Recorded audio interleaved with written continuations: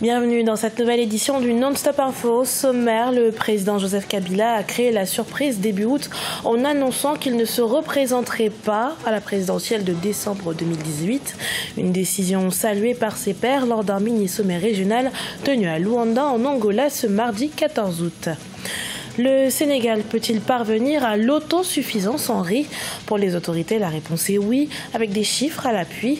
De 400 000 tonnes en 2008, la production de riz dans le pays a atteint 1 million de tonnes en 2017.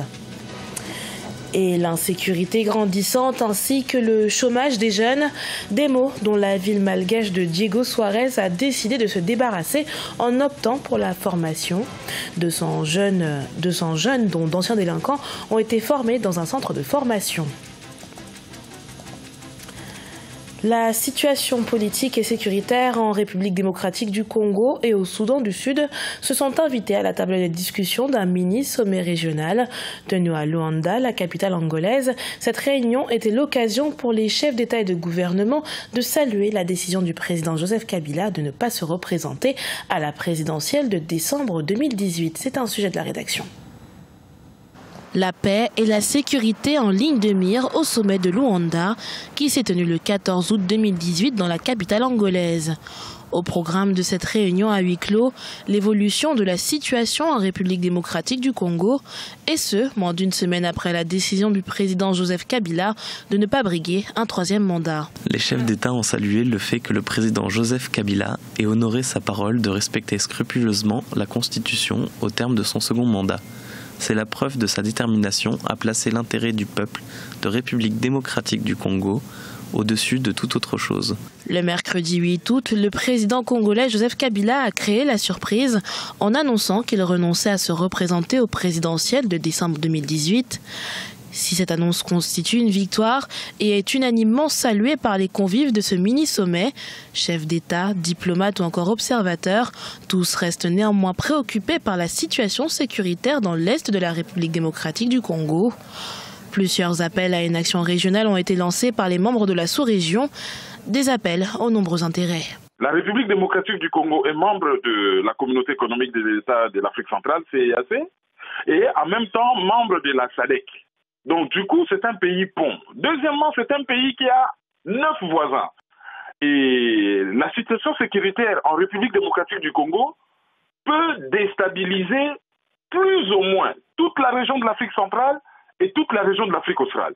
Également à l'ordre du jour de ce mini-sommet, le Soudan du Sud et notamment le processus de paix qui est entamé depuis fin juin. Le récent accord de partage du pouvoir entre le président Salva Kiir et Riek Machar a également été salué par les chefs d'État et de gouvernement présents à ce sommet. 15 août 1960, 15 août 2018, le Congo a célébré ce mercredi le 58e anniversaire de son indépendance. Des célébrations marquées par un défilé des forces armées du pays, suivi avec engouement par les Brazzavillois, mais qui s'inscrivent dans un contexte socio-économique tendu. Notre correspondant Deva Panzou était sur place. Le défilé marquant le 58e anniversaire de l'indépendance de la République du Congo a duré près de 2 heures au boulevard Alfred Raoul qui a célébré ses 50 ans cette année. En présence du chef suprême des armées, Denis Sassou Nguesso, les militaires et civils ont agrémenté l'événement au bonheur des spectateurs. 58 ans devraient permettre au pays d'être plus mature. Nous avons 58 ans aujourd'hui, c'est l'âge de la maturité et nous pensons que c'est l'âge suffisant qui est indiqué pour mieux regarder notre avenir commun. Mais nous avons regretté le fait que le président n'ait pas fait mention des prisonniers. Beaucoup des populations congolaises attendaient un geste. Le développement ne se décrète pas. 58 ans, oui. Il faut que le peuple continue de croire dans les institutions, dans le gouvernement, dans le président de la République. On continuera. La fête nationale a été célébrée ce mercredi 15 août 2018 sous le thème « Dans l'unité, la paix, la concorde et le travail soutenu, bâtissant une nation libre, juste et prospère, débarrassée des antivaleurs. Mais ces antivaleurs doivent être combattues et les acteurs de la vie nationale doivent s'unir pour consolider une paix durable. » On avance tout de même malgré beaucoup d'entraves, mais nous pensons qu'il y a des avancées qui s'opèrent. Mais on devait aller accélérer un peu le rythme parce qu'il y a d'autres pays africains qui commencent à prendre l'avance. Nous devons aller à un dialogue inclusif. Positivons nos différences, effectivement, de façon qu'on relève ensemble ce pays. Quand le pays est en difficulté, il n'y a ni gauche ni droite, ni majorité ni opposition. Il faut que nous rassemblons nos forces pour sortir le pays de l'eau. Le défilé marquant le 58e anniversaire de la République du Congo a subi quelques modifications. Le passage des administrations publiques et entreprises privées a été renvoyé au 1er mai, date appropriée pour le défilé des travailleurs. Le Sénégal s'achemine vers une autosuffisance en riz. Consommé à hauteur de 90 kg par habitant et par an, le riz est l'une des denrées de base de l'alimentation de millions de Sénégalais. Si auparavant il devait être importé d'Asie, les 1 million de tonnes de riz produites par le pays en 2017 laissent optimistes les autorités chez Omar Bandaogo. De 2008 à 2017, la production de riz au Sénégal est passée de 400 000 à près d'1 million de tonnes, mais toujours insuffisant pour subvenir aux besoins de consommation locale du fait de la croissance démographique.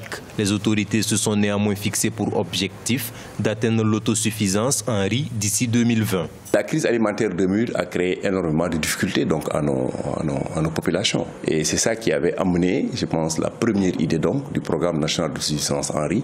En son temps, on avait parlé même de la grande offensive de l'agriculture. Hein.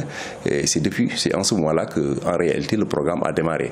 Mais il faudrait dire que de 2008 donc, à 2012, les résultats ont été en deçà, en réalité, donc, des objectifs donc, qui avaient été fixés. On n'avait pas beaucoup avancé.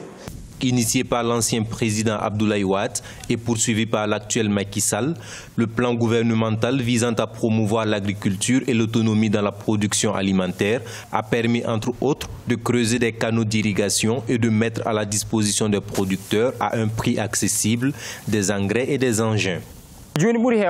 Maintenant, nous pouvons travailler sur 40 hectares et avec la machine, nous pouvons le faire en 2 ou 3 jours, alors qu'auparavant, quand nous le faisions à la main, cela nous prenait 1 mois. Cette machine est vraiment incroyable. Si les consommateurs préfèrent le riz produit au niveau local, les commerçants, eux, affirment que la différence avec le riz importé se situe principalement au niveau du prix, le riz local étant plus cher. Les autorités explorent de nouvelles pistes pour la production d'électricité au Tchad, à l'image des générateurs à gaz récemment acquis par le pays. Une solution qui permettrait au pays de se doter d'une électricité peu coûteuse et moins polluante que le diesel, et qui permettrait d'augmenter de 60 MW la production nationale. Reportage de Mahamat Ramadan, notre correspondant au Tchad, commenté par Nathalie Mouf.